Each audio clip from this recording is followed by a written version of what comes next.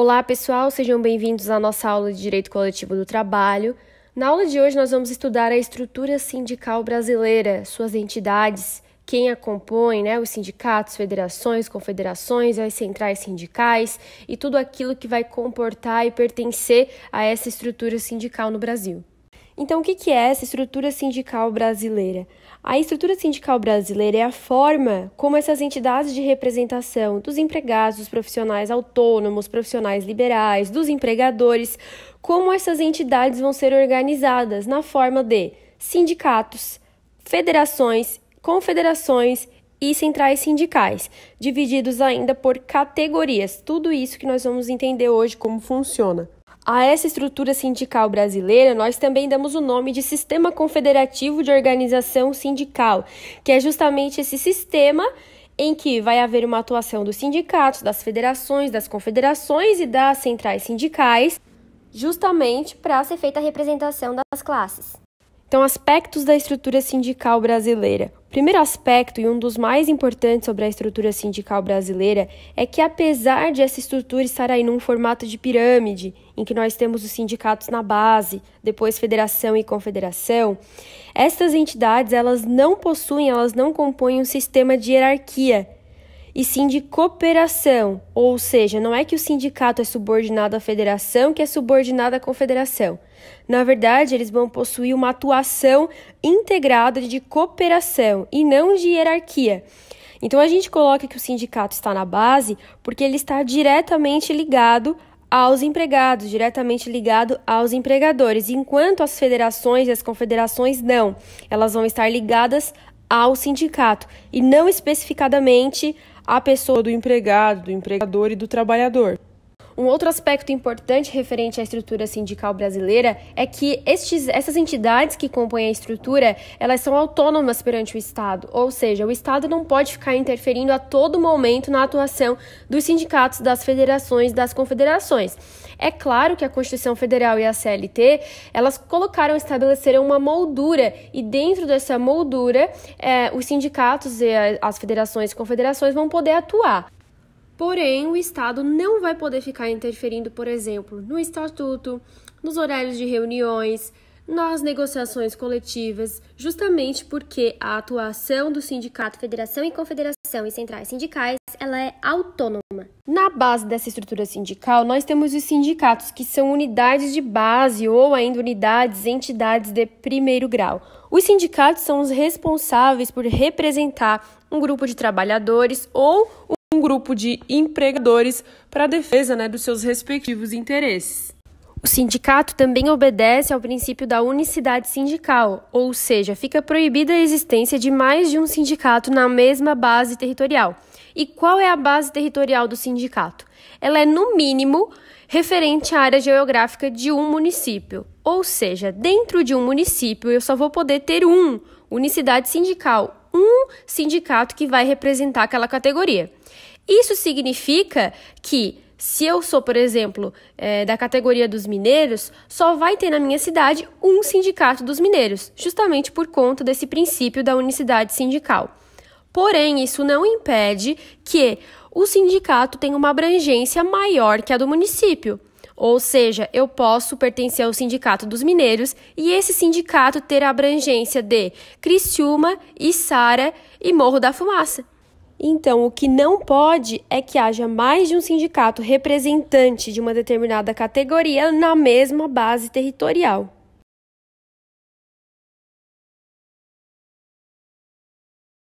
A estrutura do sindicato ela é composta pela Assembleia Geral, pelo Conselho Fiscal e pela diretoria.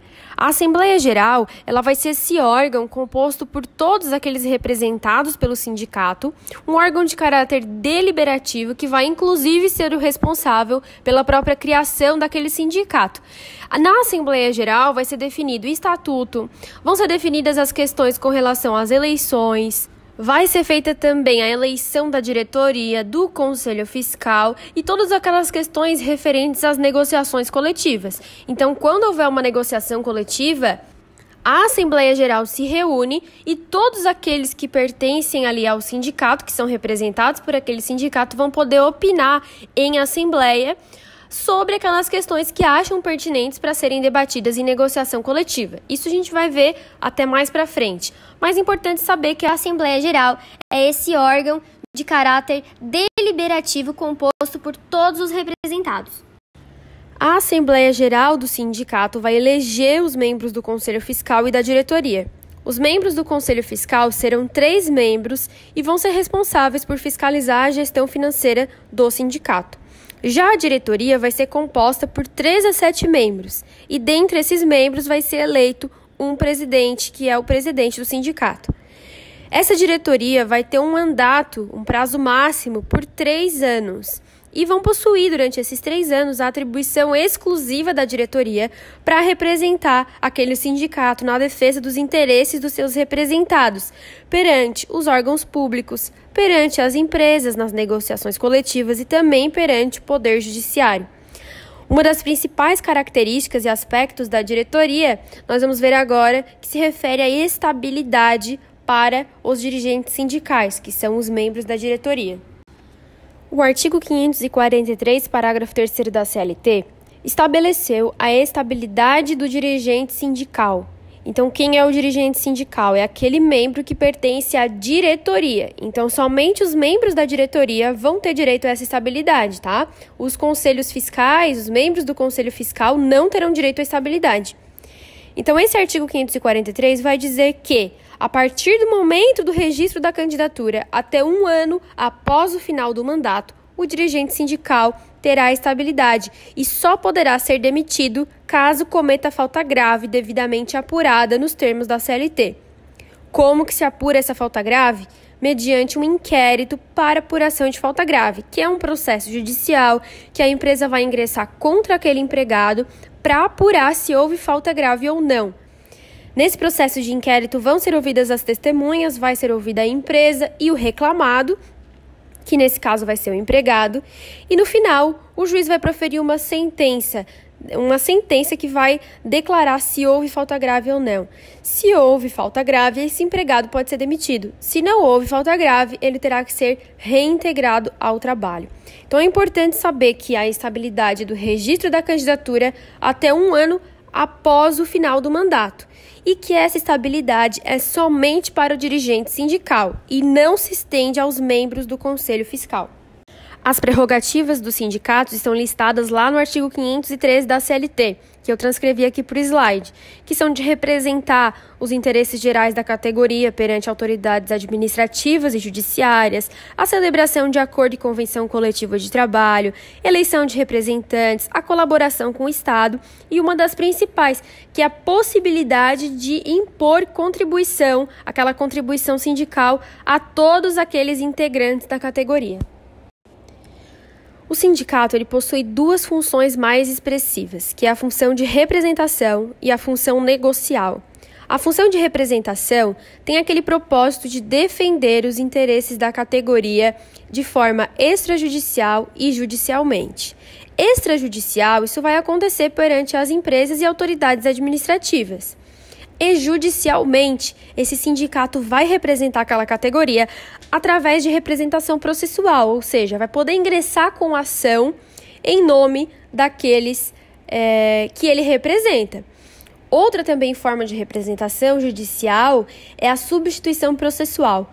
Por exemplo, caso um reclamante ingresse com uma ação e naquele dia daquela audiência, por exemplo, aquele representado não possa comparecer à audiência. Então, o sindicato ele pode substituir aquele reclamante, porque ele tem essa função também de substituição processual.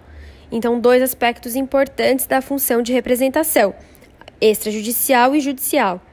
A segunda função, que é a principal função do sindicato, é a função negocial. É a mais relevante, por quê? Pela função negocial é que vão se formar os acordos e convenções coletivas. Então, essa função negocial ela vai produzir direitos suplementares, mais vantajosos na sua maioria das vezes, né?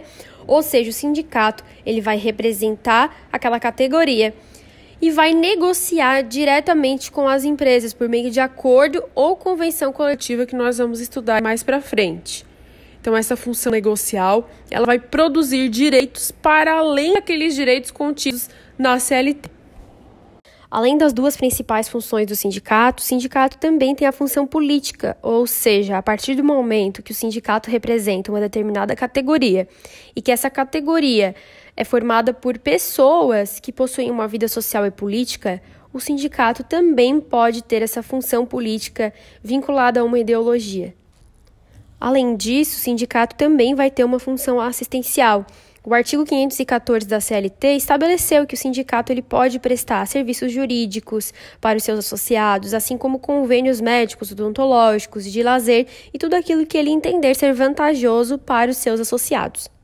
Nós vimos que uma das prerrogativas do sindicato é a possibilidade de cobrança da contribuição sindical. E o que é essa contribuição sindical? É uma contribuição para a manutenção, para a sobrevivência do sindicato. Essa contribuição vai ser paga uma vez ao ano e vai ter o valor referente a um dia de trabalho do empregado. Essa contribuição ela tem caráter facultativo e não obrigatório, ou seja, para que seja feito desconto na folha de pagamento do empregado, em março, é preciso que esse empregado se manifeste de forma expressa, por escrito, autorizando o desconto na sua folha de pagamento. É isso que está previsto no artigo 578 da CLT e 579. As contribuições devidas aos sindicatos, participantes de categoria econômica e profissional, serão pagas, recolhidas e aplicadas desde que prévia e expressamente autorizadas. E o 579 também fala no mesmo sentido. O desconto da contribuição sindical está condicionado à autorização prévia e expressa dos que participarem de uma determinada categoria. Um ponto que causa bastante confusão e que merece aqui a nossa atenção é a diferença entre a contribuição sindical e a contribuição associativa. A contribuição sindical é aquela contribuição que nós vimos agora que se destina para a manutenção e sobrevivência do sindicato, que deve ser paga para todos aqueles que quiserem, e que integrarem aquela categoria. Antes da reforma trabalhista, essa contribuição sindical ela era obrigatória, mas a partir da reforma trabalhista ela passou a ser facultativa. Já a contribuição associativa, que é a contribuição para ser sócio do sindicato, ela sempre foi facultativa, ou seja, para ser sócio do sindicato e ter direito àqueles benefícios de associados, como convênios médicos, odontológicos, descontos em lojas, é preciso que aquele representado pelo sindicato ele seja sócio, ele venha se associar ao sindicato. Porém, essas duas contribuições não se confundem. Contribuição sindical e contribuição associativa são duas contribuições distintas. Então, agora nós já vimos todos os principais pontos sobre o sindicato, que são aquelas entidades, unidades sindicais de primeiro grau. E agora nós vamos aprender as entidades sindicais de segundo grau. Então, em primeiro grau, nós falamos que nós temos o sindicato. E em segundo grau, as confederações e federações. Ou seja, não há terceiro grau de entidade sindical, tá? Sindicato, entidades de primeiro grau. Federação e confederação são entidades de segundo grau. As federações, elas são entidades sindicais de segundo grau, que vão ser formadas por, no mínimo, 5 sindicatos de uma mesma categoria. Por exemplo, eu tenho no estado de Santa Catarina, por exemplo, 30 sindicatos dos empregados das indústrias plásticas. Ao todo, são 30 sindicatos dessa categoria. 5 sindicatos resolvem se unir e constituir uma federação. Ou 7 sindicatos resolvem se unir e formar uma federação. Tudo isso pode. O que não pode é 3 sindicatos, 4 sindicatos se reunirem para formar a federação, porque tem que ser no mínimo 5 sindicatos e tem que ser da mesma categoria. A gente vai ver mais para frente o que são essas categorias, tá? Mas as federações elas vão ter âmbito estadual, ou seja, para formar a federação, eu preciso de 5 sindicatos do mesmo ramo, da mesma categoria, dentro de um mesmo estado. E para que vai servir essa federação? Ela vai servir para haver uma coordenação das atividades dos sindicatos, simplesmente para organizar essa atuação dos sindicatos nas suas respectivas cidades. Já as confederações vão ser formadas por, no mínimo, 3 federações. Só que a diferença é que as confederações elas têm âmbito nacional, ou seja, eu posso pegar uma federação de Santa Catarina, uma do Rio Grande do Sul e uma do Paraná. Não tem problema. Então, federações são formadas por, no mínimo, 5 sindicatos da mesma categoria. E confederações são formadas por, no mínimo, 3 federações da mesma categoria, em âmbito nacional, ou seja, podem ser de estados diferentes. As centrais sindicais, se nós analisarmos ali o desenho, nós vamos perceber que elas não estão naquela pirâmide da estrutura sindical brasileira. Na verdade, as centrais sindicais, elas pertencem à estrutura sindical brasileira, mas elas não pertencem ao sistema confederativo sindical. Qual é a diferença? É que sim, ela vai ter uma atuação coletiva na defesa dos direitos dos trabalhadores. Porém, as centrais sindicais, elas não têm uma atuação conjunta e interligada diretamente com o sindicato, federação e confederação, mas sim ela pertence a essa estrutura sindical. O objetivo das centrais sindicais é justamente fazer a representação dos trabalhadores em âmbito nacional, porém, trabalhadores e operários de diversas categorias, diversas atividades diferentes. Trabalhadores da indústria metalúrgica, da indústria plástica, de extração de carvão, do comércio, de diversos ramos diferentes. Então, todos esses trabalhadores, eles vão se unir e formar uma central sindical para a defesa dos interesses dos trabalhadores em âmbito geral. A sua função principal vai ser de promover um diálogo social a nível nacional. A pergunta que eu vou fazer para a gente começar essa última parte da matéria é: qual sindicato vai me representar? Então, eu falei muito em sindicato de categoria, federação formada por vários sindicatos de uma determinada categoria. Mas o que são essas categorias? Quando a gente vai falar em sindicato, que o sindicato vai representar certos trabalhadores, nós vamos dizer que os sindicatos, eles vão representar uma categoria. Então, o sindicato, ele vai sempre representar uma única categoria. E nós temos 3 tipos de categoria: as categorias profissionais, a categoria econômica e a categoria diferenciada. As categorias profissionais, elas representam os trabalhadores das empresas de um mesmo setor, das empresas de um mesmo ramo. Por exemplo, em uma indústria metalúrgica, aqueles empregados que trabalham na indústria metalúrgica, eles são representados pela categoria profissional dos empregados em indústrias metalúrgicas. Por exemplo, os empregados que trabalham em indústria de extração de carvão, eles são representados por uma categoria profissional dos trabalhadores que trabalham em indústria de carvão. Agora, prestem atenção aqui nesse detalhe, se eu sou, por exemplo, um analista contábil de contabilidade que trabalho dentro dessa metalúrgica, não importa se eu não sou de fato metalúrgica, se eu não trabalho com torno, se eu não trabalho lá na produção, eu sou analista contábil e trabalho dentro da empresa metalúrgica. Quem representa a minha categoria profissional, eu pertenço à categoria profissional dos metalúrgicos, porque o que vai definir a categoria profissional não é a minha profissão, e sim o ramo de atividade do empregador. O meu empregador não é do ramo da metalúrgica? A empresa para a qual eu trabalho? É.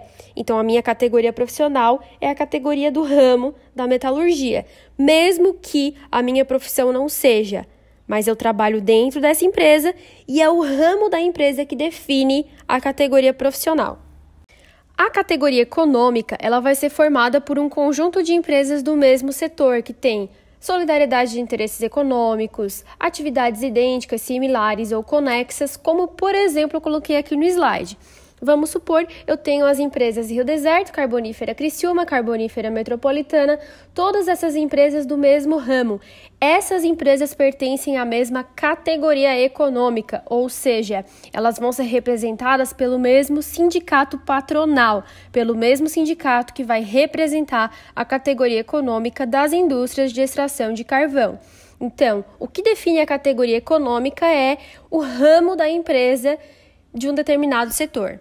Então, se eu pego essas empresas carboníferas e de um lado eu tenho a categoria econômica, que é a reunião dos donos das empresas, das próprias empresas, de outro lado eu tenho a categoria profissional, que é a reunião dos empregados daquelas empresas. Então, categoria profissional é um conjunto de empregados que trabalham para empresas do mesmo ramo. Eu quero dizer o seguinte, eu tenho uma empresa, aquela empresa carbonífera, eu vou ter vários empregados de várias profissões diferentes que trabalham dentro dessa indústria carbonífera. Todos aqueles empregados, independente da profissão, pertencem à mesma categoria profissional.